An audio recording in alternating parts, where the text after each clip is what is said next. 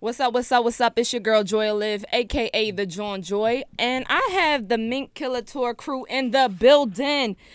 Jarren Benton, Bingx, Caleb Brown. What's good, guys? What's happening? What's happening? What up? What's up? I mean, we were just talking about a Jawn. We in this Jawn. We in this Jawn. Just doing it. So how's tour treating you guys? Y'all in Atlanta right now. Yeah. Masquerade tomorrow, right? Masquerade tomorrow. All right. So where have you guys been so far? Everywhere. Everywhere. We started on the East Coast, went up around the top of the states, went down into like Washington, down through Cali and Portland, and then back across the bottom. Where'd y'all have the most fun at so far? Seattle. Seattle. Yeah, It was lit in Seattle. Yeah. Bingx is from Seattle, right? Yeah, that's my. It Oh, was, so it was definitely my favorite show. Of the He was so tour far. guide. Yeah. He What had do you y'all? say? I say Denver. Denver. Oh, he likes to get high. So I'm always in Denver. Shout out to Caleb likes to get high. I'm assuming. He can get high. He can get high in Seattle too. Both of them are legal, right? Yeah. Where'd you get the highest? Colorado. No, Colorado? Montana. Colorado. No. Denver. Denver. Denver. Oh, okay. Oh, wait a minute. You know what I'm talking about? It was Fontana. I told you, man. Oh. Came on a bus off of 2 cups of them edible. Oh, edibles will edible fuck you syrup. up. Man. Oh, I heard yeah. about Oh those. yeah. I forgot. I yeah. so heard about those. Somebody told me they were like in Cali one time, and somebody just served them a drink, and he just thought it was a regular old drink until he was just like, "What's going on?" It starts hitting you in the back of the eyes, and all of a sudden you like your heart's racing, and it That's takes you somewhere. I'm gonna call that some type of potion. He's faded. That is what it is. It's a potion. I don't know if I could do that. Actually, me and this dude, we started. He started the tour with me like a couple days. Cato. We actually started in Canada, so I had a good time in Canada too. I heard it's fun up there. I haven't Yeah, made it up is. there yet. Yep. All right, so Jarren, you're from the east side of Atlanta. Yep. But, I mean, I go back, I listen to your music, and I'm like, are you sure you're not from the East Coast? You sure you're not from Jersey, It's heavily Philly, New York? influenced. Yeah. How are you heavily influenced? Like family, or that was just like a lot of your influences? That's just a lot of my influences, yeah. Who'd you grow up listening to? Oh, man, anywhere from Outkast, Nas, Wu-Tang, who else? Redman. Also a lot of down south stuff too, man, like UGK. Yeah. Scarface, 3-6. Okay. Yeah. A nice little mixture. Yeah, Nice little mix. mixture. Yeah. I mean, I think everybody gets that mixture nowadays. Yeah, we in the era to where no one really, I feel like no location has an identity because the internet, everybody's. Definitely. Yeah, the Everybody's internet is influenced by everyone's everybody. Yep. It's so accessible nowadays. Yeah. Yep. So let's talk about Cream 17. All right. Shout out to Nick Grant on that. Nick Grant spazzed on it. Definitely. You did too. And I Well, was I had just, to. I mean, I peeped it like a couple months ago. When did it come out? Yeah, a couple months ago. Okay. Yep. All right. So I'm correct with my time span. I was just like, I don't want to say a couple months, and the joint Yeah, a just couple. came out. Yeah. No, we put the video out last month. It's on. Okay, it's so on last BT month. Jams now. Yes, that's where I spotted it at, and I was just like, "Yo, what's going on over there?" Because we Yeah. like play a lot of videos in the studio, so I just walked past the TV one day and seen it, and I had to stop, and Yeah. check it out, and it's a dope ass song. Thank you. That's heavily influenced by the Wu-Tang. Yes, I attribute Cream. that to them. Yep. So, how did the collab come about with Nick? Oh, Nick, I've been knowing Nick for a minute, and we were supposed to do a couple collabs, man. And I know I wanted to get him on. I tried to get him on my last project, but I think I went on tour. Came back home. We both did one music fest, and I had him on another track, and he came to the studio and he heard Cream 17, and he was just like, Oh, I need that. yeah, yeah. I was like, hey, say no more. You want to spaz? Go. He sat down, came up with his verse, and the rest is history It's a dope in song. the making. So I have to ask. I was listening to the song again today, and I ran across a bar, and I'm gonna break it down. Okay. Well, I'm gonna recite it, All right. and I need you to break it down. Okay. They did that nigga Eric Gardner like they like he Radio Raheem. Yeah. All right, so I was like, damn, cold. You cold. dig it? Yeah. Yeah. Now explain to everybody else who might not be familiar with Radio Raheem or Do the Right Thing. Shout out to Spike Lee. Yeah. Can you break that bar down Shout for out us? to Spike Lee. Actually, to be honest with you, that's exactly how they did Eric Gardner. If you familiar with the movie Do the Right Thing, if you ain't seen it, go check it out. It's a dope movie. It's one of Spike Lee's I think second or third movies that he did. But Radio Raheem was a character on there who used to walk around with a boombox, and he stayed to himself, but he just walked around with that boombox and blast his music. So he had a confrontation with the police, and it was a petty confrontation, to be honest with you. Maybe it wasn't, because they did crash sales. But the police put him in a chokehold, and everyone was around him seeing him choking. They telling the police, like, yo, this man choking. He can't breathe. Literally just like Eric Gardner. And, and that's how Radio Raheem died. They still threw him in the back of the car, too. Yeah. So, damn, spoiler alert. I mean, it definitely, it was real wild to, hear that bar and then go back, and I was like, let me see that scene again. So I pulled up the scene, and to see exactly how it went, and Eric Gardner was definitely, that was still filmed. Yep. To be able to compare the two and just be like, damn, it wasn't life. It wasn't art imitating life. It was literally life imitating art. Yep. In that incident.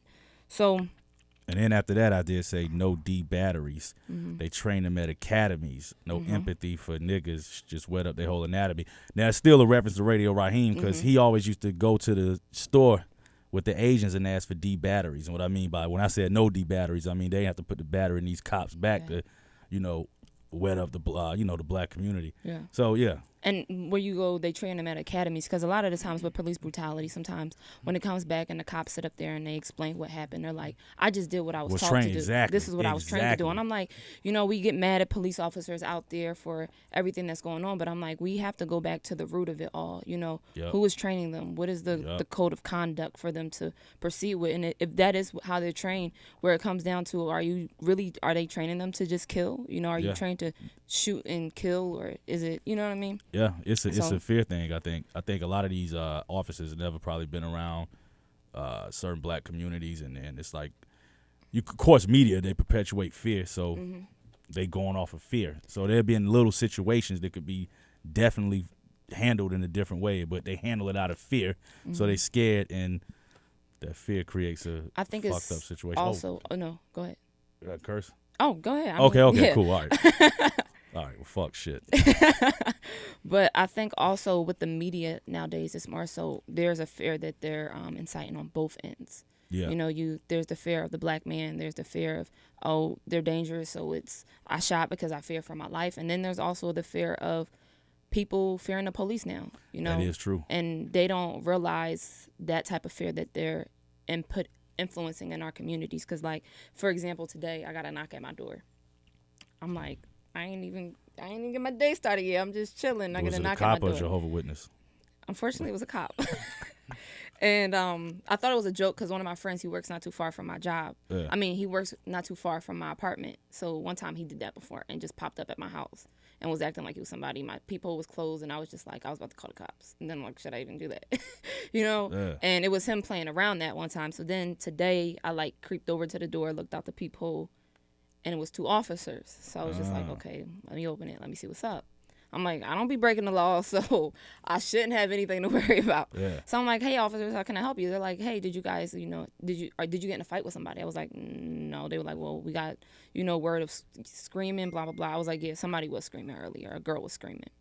Was it with you? No, it wasn't. I was like listening to music, and I stopped my computer because I heard screams, a girl screaming. So I just stopped it, but somebody called the police. But it was just that fear there of me seeing 2 cops at the door, and I'm like, and I know how it's going to go down. And I don't know what's going to happen. That type of fear, or, feeling as though, should I call the cops? And how many times have people called the cops and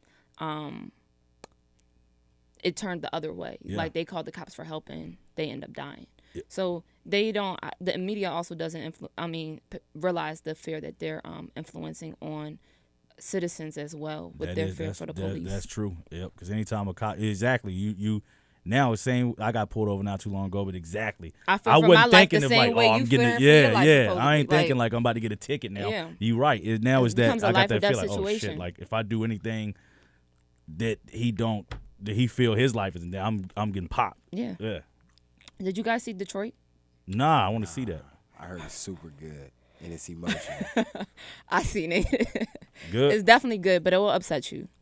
It definitely. So if you don't want to leave the theater upset, watch it at home. Okay. I would say wait for it, but it definitely is a dope movie. Shout out to Algie in it. It's an amazing movie, and for them to bring that incident to life and to spread it with the rest of the world, because I don't think many people know about that. No. What happened in Detroit back in 1967. That's crazy. I never heard about it until the movie was coming out. I didn't hear about it until Exactly. Yeah. And then exactly. Yeah. So I won't spoil anything. Yeah. I think you already did. No, I didn't. I just told you how you're gonna feel. You know what I'm saying? It's real emotional. Okay. The whole movie is emotional. Like they're gonna get a couple laughs, but for the most part, it's just going to be real emotional, intense, and just watching how everything plays out. But it's definitely something, unfortunately, that we could relate to in 2017, and I think that's what bothered me the most. That something that happened in 1967. A lot of those incidents, though, like we can still relate to that. The Watts riots, the Rotten King riots, it's crazy. We shouldn't have to still be able to look at that and be like, dang, that's what happened a month ago. That's what happened last year. We shouldn't, crazy? you know what I mean? So it's just, what does it have to come down to for us to be able to move past that, where in another 40 years, our kids won't be looking back and saying, hey, we relate to something that happened in 2017. Yeah. So I talked about your influences. Actually, you know what I want to touch on? Let's go. Freshman Double XL cover. Yep. I was on your IG. And back in June, you posted, fuck y'all, we had the best freshman class. Yeah, I think we did. You know what, me that's crazy. Me and Caleb was talking about that on the bus. I said that, then I look back, I got to say, we actually didn't. We were close. I got to give it to Dizzy Wright's class with Travis Scott. Was it 2013? Yeah. You were 2014. 2014, yep. All right, so let's talk about your class cover compared to this year. All right, you guys feel free to chime in as well. So on your class cover, you had Chance the Rapper, Rich Homie, Dirk, August, Troy, Vic Mensa, Kevin Gates, Ty Dolla $ign, Bibby, Isaiah Rashad, John Connor, and you. This year, did I miss anybody? I feel like you did. Everybody was there. You said Kevin Gates? Yeah. Okay. All right, so I got everybody. All right, and then this year we had Kamaya, A Boogie, PNB Rock, Made in Tokyo, Playboy Cardi, Amine. Is that his name, or is it Amine? I don't know how to pronounce it. It's Amine? Okay, I got it right. Cap G, Cow, Ugly Guy, and XXX Tentacion. Yo, is that how you pronounce his name? Tentacion? Tentacion. I never knew how to pronounce It sounds like a shot. name. Okay. It does. Damn. It's a Patron shot. Yeah, it sounds like a shot. Excuse me. So who did you rock with on the cover? Like, did you agree with the cover, or was your post little shots like? My cover? No, you know what? Looking back at it, I think the cover reflects the music right now. So I ain't mad at it. Mm-hmm. A lot of people was hating on it, but it does reflect what's popping right now. I mean, and then plus we live in that internet era, so a lot of them dudes are hot on the net. A lot of them. So yeah, I ain't mad at it. It reflects who do what's you rock popping. With off the cover though? Like, is there anybody on the cover that you actually This new do cover? rock with? I'm gonna be honest with you. I ain't a lot of the dudes. I wasn't even really familiar with. Name them again. I tell you. All right, so we got Kamaya. She's from Oakland. We got A never really heard Boogie. her. She's dope. I do like Kamaya. Kamaya, real dope. Yeah, Kamaya's dope. tough. I hadn't heard Kamaya. My favorite. Amine. Amine. Yeah. We got A Boogie with the hoodie. I heard A Boogie. I ain't mad at A Boogie. PNB Rock. Shout out to Philly. I ain't mad at him. Made in Tokyo. I dig him. Playboy Cardi. Shout out to my youngin. I dig Playboy Cardi. Cap G. Shout out to Cap. Cow. That's that super duper cow dude, right? Yeah. I ain't bad. Ugly Guy and XXX Tentacion. I never heard Ugly God, but I hear about him the most. And XXX, I dig that track he got. I wish he would have had a better engineer to mix that shit, but I dig that track. You got it. Ugly Guy had the best freestyle. Yeah, I didn't even see that. I saw a couple freestyle. Did he? He went in. Snapped. Shout out to Ugly Guy. He snapped. Yeah. So yeah, a lot of them I know, but yeah, the ones you named that I said I do dig it. All right. So do you feel as though the cover still is relevant? You know, because, I mean, of course, it's something for the culture. People get excited every year. Like, who's going to make the cover, artist, or like, am I going to make the cover? I hope I make the cover. It's really, it's a passage that a lot of artists want to be able to experience. But do you feel like if you don't make the cover, then, you know, it's a big deal? Like, what are your thoughts on if you don't make, because there's a lot of dudes that were in that. To be honest with you, from what I hear, Chance wasn't gonna be on that cover. So it's a lot of dudes that career ended up taking off. Like Drake never was on the freshman cover. Who else popped heavy after? There's a lot of dudes that didn't make that cover that career just took off.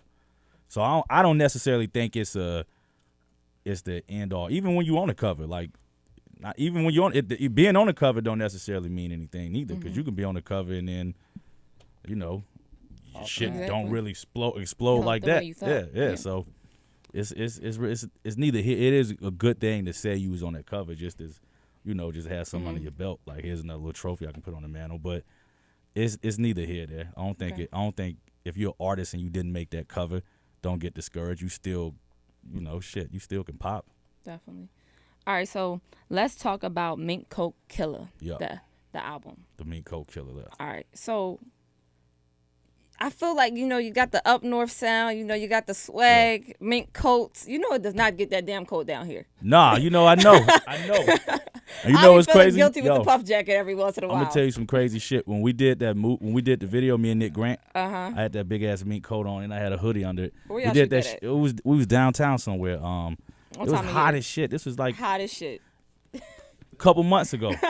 I'm dying that whole video. I probably done lost about 10 pounds doing that. Damn. Yeah. So you got a love for the minks? No, you know what, the Mink Coat Killa shit. All right, so the album started out. I was paying homage to the Wu-Tang Clan. Okay. I was gonna take the original samples, like Cream. I wasn't gonna take the sample that Wu-Tang. I was gonna take the actual sample that they took. But I was gonna reflip them. Okay. And so that was gonna be like a passion project, kind of me paying respect to the Wu-Tang Clan. But as I started doing, I was like, damn, some of these shits kind of coming out real original and sounding dope. So I just wanted to make it my own thing. And so the Mink Coat Killa is my personal honorary Wu-Tang Clan name. All right, bet. That's actually dope that you explained it from that, because I was kind of like, did the inspiration kind of come from Cameron? Yeah, nah, Wu-Tang. All right, Yeah. Wu-Tang. Okay, so we got that clarified. All right, and then we have Mink Coat Killa Tour. Yep. All right, so tour life, y'all having fun out there? Yeah. I mean, Jarren shouldn't be having that much fun. You're married, correct? No, not any. I mean, I'm separated now. Oh, okay. So all right. So shout out to being on the road. That'll do it to you. Oh damn. Is this what road life has done? Yeah, road life will fuck your family up. Oh damn. I don't know about y'all. How's it? How's it for you guys? I love the road. Are you getting ladies out there? I'm taking. He's taking. You out here. What about you? I've been sober a year. Okay. Like all drugs, including women. Yeah. I'm gonna say he got the most. Bingx has the most challenging position because he around. Sometimes shit get down. I drink a lot. I got my DJ. He do a lot of crazy shit. You know, a lot of party favors he do. Not just greenery. And Shout out to Flick. yeah, shout out to Flick. And Y'all then be lit. yeah, I gotta give Caleb his props, man. He kind of. Is he the youngest on the tour? He the youngest, and he hold it down. He stay out of trouble. Really, I thought he was gonna come on here and just kind of wild out. But nah, he been like on some real super cool shit. That's some real shit too. Like being 18, you get on tour, you kind of testing everybody's boundaries and kind of finding yourself on the road. Because it's one thing when you in your living room at home around like family and loved ones, and then you get on a bus with a bunch of people you don't know. But that's one thing I'd say for you, man. Like, thank you. Like props to you, bro. Because you hopped on that bus and like after the first like week and once you settled in, man. I mean, it was great attitude, bro. Positivity the whole time and just keeping his head straight. So like that's definitely in need of some props, man. Shout out to Caleb. Yeah. Young and holding it down. He held it down, man. All right, I got him Rolly too. Oh shit! I bought him a Rolly got on a the road. Rolly, He ain't want to wear it, but it's all good. It came. Put that shit in a box. It came from Walmart, but They are selling those, so they selling something. They selling APs and shit. I seen the Instagram post. I was like, "What's Walmart doing?" Yeah, they got a whole bunch of crazy shit there. That must be online. They ain't got that shit in the store. Nah, I ain't seen no shit like that in the store. Who was Walmart's jeweler? Nah, shit. Some dude named Chad from fucking Waco, Texas. All right, so Bingx, what's good? I just flew back from Seattle and to Nashville a few days ago. We had a show on the 10th. And then I just spent some time with my family over there in Nashville. My sister goes to Belmont there. All right, so how was that back at home? It was cool. I went home, worked my ass off for a week, caught up on some finances, and then came back onto the tour. Bet. Got to see my son. I got a 4-year-old. Aw. Yeah, How's little that? Tatum. He's great.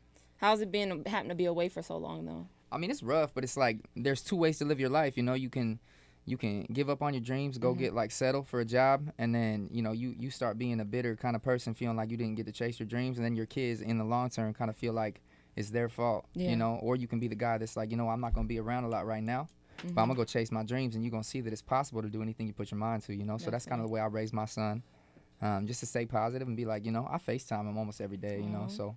I want to say big ups to that, because I'm sure that isn't easy having to be away from him. No, it's hard. I got split custody, so when I'm at home, I'm like, and I don't, you know what I'm saying? When I'm home, it's like, it's daddy and Tatum time. Like, I don't drink or nothing, so it's like, every minute I'm there, I'm very aware and alert, you know what I'm saying? We spend a lot of time. It's cool. That's what's up. So, aside from the music and being a father, I see you're into animals. And you seen it on Instagram? Dog, what are you doing out there looking like Crocodile Dundee, like Steve Irwin? I was You just like the voice?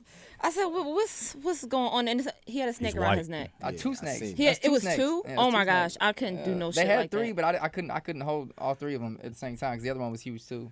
But I was just at the river. I went up hiking to this waterfall with my sister and her boyfriend, and it's like you can like jump off the rocks. I was like backflipping off the waterfall, like into the water and stuff. I like type of shit like I was that. having a blast. You know what I'm I saying? do like that type of shit. Yeah, I But used to I'm have a not house- touching no snakes. Oh, you really? No, it's not Even if happening. it's a tame snake? I don't care what You it just is. don't fuck with the I get reptiles, scared huh? by garden snakes. Oh, my If I'm goodness. walking into my spot and I see something snake, a Like, snake that look like one, I'm not fucking with it.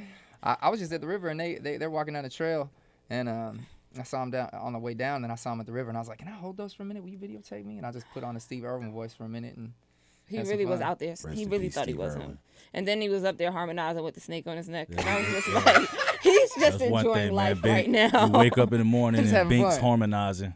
yeah, you ain't I lying. always say this, man. No offense, man, but white people their fear of animals is not like ours. Y'all motherfuckers that Reptiles, jump I in the just cage really with a can't do it. Like You lion. ain't gotta be afraid of snakes. You ain't gotta be afraid of any animal. that's honestly a snake is the biggest animal I'm scared of. The only Like- only thing I don't like is when like I walk into a spider web and got a spider on me and I don't know where it's I don't at. rock with those either. That's it. That's the only thing I don't like. Outside of that, like If it's not, I don't even like cats. If it's not a dog, I might do some weird shit and walk into I'm not gonna walk into no lion's den, but I'll pet one. you pet one through Yeah. the I cage ain't doing that with shit. gloves I'll- on. Yeah, I would pet one. Nah. Yeah, I would even have a little baby one if I could have a little baby See, one. yeah, I do that. Or something Yeah, like that, yeah, but- yeah. Like raise it. Yeah, I feel Till it like eats if you? I did something like that, I'd be like I'm invincible. Like there's nothing I can't do out here. Like Except for I touch shot a up. snake. Oh hell, I'm that. Yeah, I'm not doing that. Go watch them when animals attack shits. My And dad, see I how grew you up feel. with snakes, and that's what's crazy. Like my dad had a python and a boa constrictor, and You grew I up with used. them? You still don't like them? Oh hell no! I was one of the people that was like, "Mom, please make him get rid of those." Was your dad one of them dudes who was at the park with the roller skates on and shit, snake around his neck? He definitely did used to roller skate, but Oh, man. he used to be like, we like be walking down the street, and my dad just got a snake around his neck. Oh, And he want shit. to walk to the store, and I just be like, "Come here, Joe." No, I'll stay 5 steps behind you. I'm not fucking with that. Yeah. And then the snakes would get loose sometimes, and he'd be like, "Guys, the snakes is loose. They got out the cage. He did that shit if on you purpose. if you see it, let me know." And I remember I wouldn't be able to sleep those nights I don't blame because you. I'm like, what about if like a snake just ends up slithering into my bed? You Like wake up cuddling with the snake. Or dead. I'm gonna die. Yeah. I would have died They from gonna like take you to a dark ass place. I would have died from a heart attack on the real. So there's no animal you're not scared of.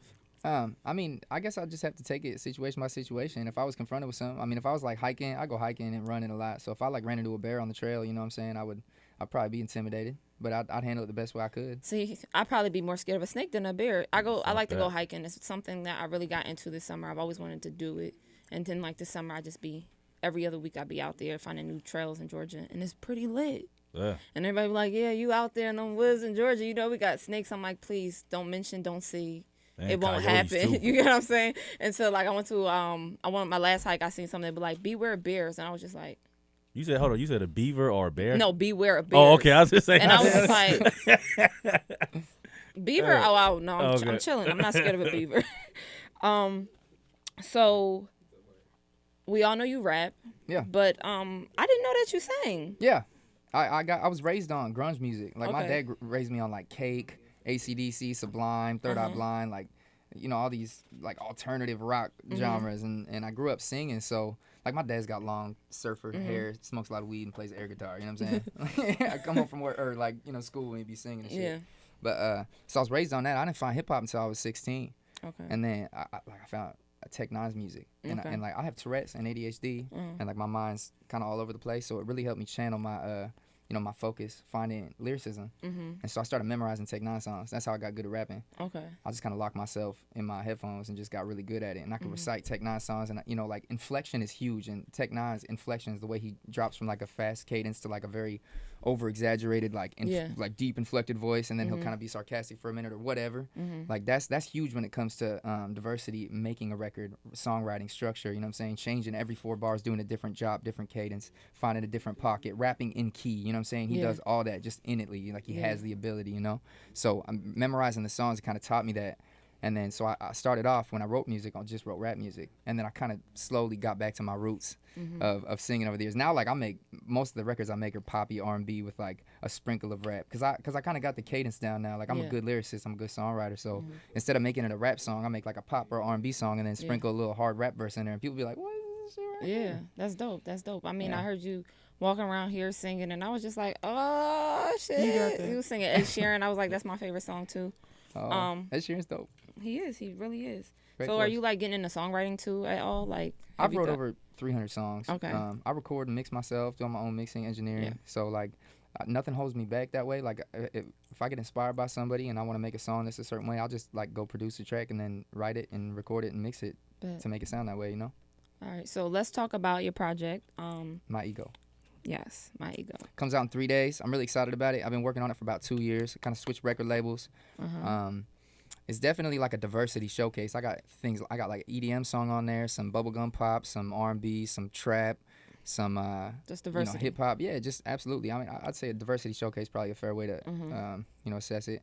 It stands for My Emotional Genius Obliged, because I'm a very emotional dude, and being sober now, it's like I've learned how to kind of like harness those and like respond to situations. So like I'm responding to it in my music, and it's become a lot more intelligent and wild. Okay, that's dope. Yeah, so I'm really excited. All right, so anybody on the project? Like, what's I got Jarren Benton on there. All right, so what's that track like? What can we expect from that? It's called I Got That Ish. It's the first beat that I've ever made that made a project. So that's like a milestone for me as an artist. You know, I made the beat, recorded all the vocals, mixed his verse in it, and kind of did everything from scratch. And so it's a big milestone for me as as a musician. But I got a bunch of dope artists on there. Whitney Payton, shout out to Whitney Payton. She's really dope. She's on Waiting For You. I'm trying to think how many other artists I got on there. I'm excited to hear it. You gonna be singing on it too? Oh, I got it's about, I'd say I'm singing on every song on there, at least the hook and maybe like a bridge section. But yeah, it's most like I've been doing a lot of melodic rapping. So like I'll be rapping in the verse and then singing in the middle of it and then rapping again. Yeah. So it's cool. It's definitely like a sign of growth. But I'm already like almost done with my next project, and that's like so you stay ahead. And that's really singing. Like every song is like pop R&B with sprinkles of rap, and I'm really excited. Do you see yourself going back more so during that lane? Do you see the singing pulling you in more opposed to the rap? The singing has definitely pulled me in. I'm at a point where it's like there's a balance in my life between rapping and singing, and I love it. So like I just kind of go where the track takes me. I freestyle most tracks. Well, actually every track that I record, if I hear a beat I like, I don't want to hear it again until I can record over it, and then I press record and I just hum. Like I'll just be like dun dun dun dun dun dun dun, and I'm like, okay, that's cool cadence. I'm gonna write words to that. Yeah. And so like I just capture the vibe in the moment. Okay. And then so wherever the track takes me, that's kind of where I go. If a rap voice comes out of me, then just go where it takes rap. You. Yeah. If I Artist. sing. Yeah. All right, so let's talk about what you got on right now. You got actually, it's literally your name, Bingx. Yeah. Because actually, I go around, I see Bing, and then I see the X in the middle. So that's your line, right? Yeah, Bingx. All right, so tell me a little bit more about that. Well, I worked on it. I worked on the logo a couple years ago with a guy named Josh, and we came up with at first it started with like a ninja star or something with the letters around it. I was like, I don't know about that. Let's run that back. But it came up. It turned out being good. Yeah, exactly, right? But it turned out looking dope. We got like a bunch of girls' colors coming out too. This is the blue. This kind of for all right. male. So when you get pink, I need one. I got pink hats. Hey. Yeah, I think I got them in the whip, or they might be at the. Did we drop them off at Jason's? I think we might drop them off. Yeah, we did. We dropped them off in the trailer. But like different style hats, colors, just mismatching the colors, trying to see what sells. We almost sold out of hats this time, so it's good like being able to assess the numbers for next tour and see what sold and what didn't, and kind of reassess like what products we're gonna stock more of and whatnot. But it's been doing really well. I'm excited. I sold a lot of. I've actually seen it before too. Have you? Yeah, like it was familiar when I seen the logo. I was like, I've actually seen it before. That's what's up. So it stayed in your head. Yeah, it's dope. Yeah, that's cool. That means it's iconic. That's awesome. All right, so let's talk about something that you were talking about before we started the interview. We were talking about What the Health. I was like eavesdropping. Oh yeah. On y'all. All right, and then I also seen on your IG you lost was it 40 pounds since last year? I lost 26 pounds. 26 pounds. Okay. So I'm guessing you just went to like a new health journey and wanted to get healthier. Yeah, just like life decisions. About September 12th last year, I had was my first day sober. I quit drinking, I quit smoking weed, I quit doing drugs, and I quit sleeping around.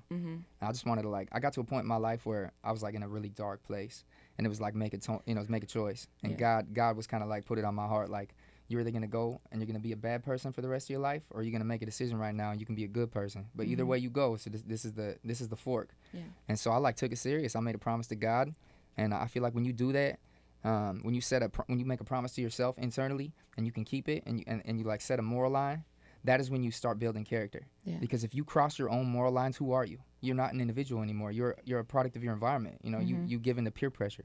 You no longer have any lines. You know, you're not a person anymore. Yeah. You're just an entity. You're a persona. So I started living like just trying to be the best man I could be every day, and that's slowly got to the point where I'm like, okay, cool. Now I don't eat meat now. It's been 10 days because I saw what all right, the hell. so you see what but it's the like hell. I've been sober almost a year. Yeah. And it's like I conquered that. I know for a fact. Like I know it's a huge statement to say, but I won't ever do drugs or drink again for the rest of my life. I congratulate or smoke you. weed. Yeah, thank you. I feel strong, and being around it for 2 months on tour certifies that in my mind. Like I wasn't tempted to do it. It was more like, I don't want to be around this, so I'm gonna get it to the point in my career where I'm throwing a tour, and then I can kind of like, you know, just like when instead of bringing people on the bus at the end of the night, I can be like, okay, let's just make bus call a little early, do a little meet and greet, because people want to drink, they want to come on the bus, and Yeah. you know what I'm saying, it's just normal. That's just normal life, but I'm just learning boundaries in my own life. You know what I'm saying? So definitely making positive life decisions. I'm really happy about it. Shout out to God for saving my life, you know. He saved Tatum's life too, because my son's very influenced by me, you know. We're really close, so I was heading down a dark path. He probably would have had a worse life, been worse off for it. Yeah, absolutely. So now the what the health thing, I seen it 10 days ago, and it's like a wealth of knowledge. It just kind of shows you the pros and cons of like what you put into your body and how it affects you like long term. And you know, it preaches about maybe going vegan, but I think that's a huge step. Like that's a life decision I'm not ready to make. That's a lot of work. So exactly right. So I'm gonna take with the wealth of knowledge that I gained from that. Now I'm knowledgeable about things. Now I'm gonna just make like a small choice. So I'm gonna quit meat, and for a year. I made myself a promise. I'm gonna try it out for a year and see where I'm at. I'm in the best shape of my life right now. Like I can run 6 miles. You know, I'm physique wise, like I feel really good. I'm mentally healthy, very consistent mental state every day. So I'm loving it. So after watching What the Health, was meat the only thing you gave up? Like what? Yes. What was it like after watching? I'm scared to watch it. I haven't watched it yet. Well, I didn't preach to other people to watch it, but I haven't watched it yet. Well, there's a lot of stuff in there like about slaughterhouses and you know, like if you're an intelligent human being, you can think, okay, how many grocery stores are there in America? How many restaurants? And every single one of them has a huge supply of meat. Okay, where do you think that shit come from? You know what I'm saying? A slaughterhouse. So obviously, like there's, you know what I mean? There's a lot of animals being killed every day, and like how they're treated is whatever. Like, in my influence to not eat meat, that didn't influence it because it's just kind of the way it is. You know, I can't, as an individual, I'm not gonna take any action to change that. So I'm just gonna be like in my head. Yeah. If you eat meat, it says it increases your chances to get cancer by almost 60%. Yeah. And like diabetes. And people that are like close to having a heart attack, they'll go to a plant-based diet and it will reverse the effects of diabetes, and it can actually cure diabetes because that's what I believe it's what, don't quote me on that. I think they said it can cure diabetes. It can at least cure the things that are going to cause a heart attack in your system by quitting meat. But it's like they have all these medications that they prescribe to people that are about to have a heart attack. And they're the same sponsors that sponsor all the Cancer Society websites. So it's like it's going back to the same pockets. You know what I'm saying? It's like, whoa. You know what I'm saying? They're not building a preventative thing. They're building a treatment because it's $1 trillion industry. Yeah. You know what I'm saying? So I don't know. It's just something to be cognizant of, and you know, like I said, take the wealth of knowledge that you get introduced to and figure out how it fits into your life. You know. I'm gonna go watch it, and I'm gonna see if I'll stop eating meat. I don't eat beef or chicken. I mean, I don't eat beef or pork, but I still do eat chicken. Yeah, I mean, it tells you about dark meat and white meat, and it tells you like about the stigmas behind them, and just kind of like how, and you know, like what they said is, which really stuck with me, is doubt is the #1 salesman in America. Like I don't think it's that bad for you. Yeah. That's the #1 salesman, like for cigarettes and everything. They don't have to. They don't I don't have think to, it's really gonna do. They can't say it's good for you, but they can be like, "Well, it's not that bad." Yeah, that's crazy. I was a vegetarian since 13. I just started eating meat. Yeah, I swear to God. Everybody else, when everybody else was eating it, he was like, "No, I'm gonna be vegetarian." Everybody's like, "I just see what the hell." Because it's the opposite too. Because all that, you know, the processed vegetarian shit I was getting, like that shit bad too. I mean, I eat chicken, but that's it. Yeah. Chicken and shrimp. Okay. But yeah, it's very inspiring. It's definitely good knowledge to have for a long, you know, healthy life choices. See how it fits into your day to day. So I seen that you like to read a lot. Yeah, I read a lot. All right. So what's on your book? Like, what's on your list right now? What are you reading right now? I just got done reading like the Jim Butcher series. It's called The Furies of Calderon. It's kind of cool. It's like I like fantasy books. They keep my imagination going. Basically, everybody in the world has like kind of like a superpower kind of, and it's about the only guy in the world that doesn't have powers and how he uses his mind to conquer all these people that have all these powers because they come to rely on their powers. And he has to use his mind and cunning. You know, he's cunning and he's brilliant. So it's kind of cool. That was a cool flip to me. That's dope. I'm reading the autobiography of a yogi right now. I'm reading a self-help book about trust issues because I got some trust issues in my life. I think we all do. Yeah, just trying to better Everybody myself. got some trust issues. Yeah, for sure. You know, just like, you know, keeping my imagination creative and then trying to, you know, help myself too. Just it helps sometimes just knowing you're not alone. Yeah. You know, when you're going through some shit, like I'm not alone. You know, it's definitely a big thing. But Brandon Sanderson is amazing. I don't know if you know who that is. No, I don't. He's But he's amazing. Shout Shout out to Brandon Sanderson. For I want to being get a badass into writer. reading more. Yeah, he's amazing. He's the one that finished the Wheel of Time series. Okay. When the author died. All right. Yeah. All right. So, Caleb, what's good? He's like, I've been waiting patiently. Nah, I'm cool. Caleb, I didn't forget about you down there. Nah, I'm cooling.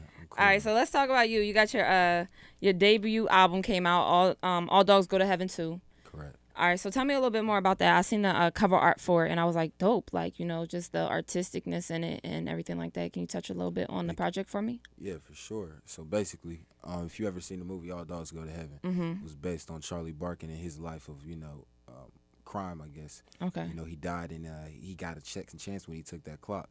So I feel like basically where I'm from, you know, I'm 18.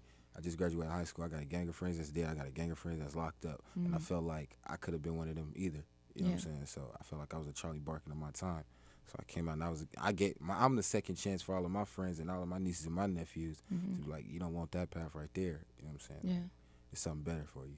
So what steps did you take to not fall down to go down that same route as, you know, friends that you have? I mean, of course, God, but, you know, what decisions did you feel like you made that made your life different?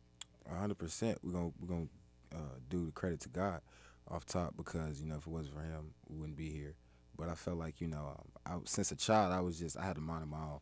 And I figured out, like, that's retarded. I don't want to do that. You know what I'm saying? I don't want to. I got people that go to jail. I got friends, family. You know, my sister just came out of prison. You know what I'm saying? Okay. And I basically raised my nieces and my nephews since I was a child. So I was like, jail not fun. Death not fun either. You know what I'm saying? So it was just I had a mind of my own since I was a child. And I always know I didn't want that. You didn't want to go down that route. I mean, I respect it, and I'm happy that you didn't. So you're from Baton Rouge. Correct. All right, so what's life in Baton Rouge? You know, I mean, it's in Louisiana. A lot of people think of New Orleans first when they think of Louisiana, but there's Baton Rouge, a whole nother city, and I heard that it's completely different. 100% different. I heard it's completely different. So, different. tell me, like, what was life growing up in Baton Rouge? Crime, violence, like, what was it like for you? It was like that. You know what I'm saying? Like I was just telling my homeboy the other day, we come from an era. You know what I'm saying? We come from like. We're blessed to be alive to be right now, you know what I'm saying? Because we come from an era it was like, a lot of guys didn't make it. It's a war going on. From like 2009 to like 2015, it was a straight up war going on. Everybody you know, from family members to your friends that you was just sitting in class with like this, like they dead the next day.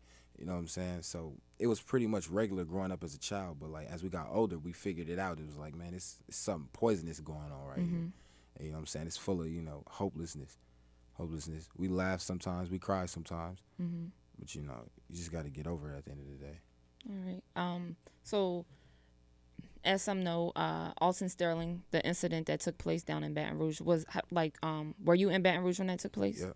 All right. So, what was the city like during that time? I mean, we seen it on TV and everything, but like, what was it like being down there, having to firsthand see it and experience that? It was divided. I can tell you off top, it was absolutely racially divided. Because of what had happened. And then, like, at us mentally, we were divided from, you know, our right state of minds. Because I can tell you, from a personal standpoint, the day it happened, I was like, all right, you can't make any real decisions based off of fear. I mean, based on emotions alone. Yeah. So I was like, let's think this through. But then the next morning, I woke up and I was pissed off. You know what I'm saying? Because I was like, we see this on TV. And, of course, we have encounters with police officers all the time. But when it happened, like, right down the street from where you stay or where your grandmother stay at, you know what I'm saying? It's like, nah, man, that's not cool. So, you know, I woke up the next morning pissed, and just like everybody else. So, you know, we had our protests.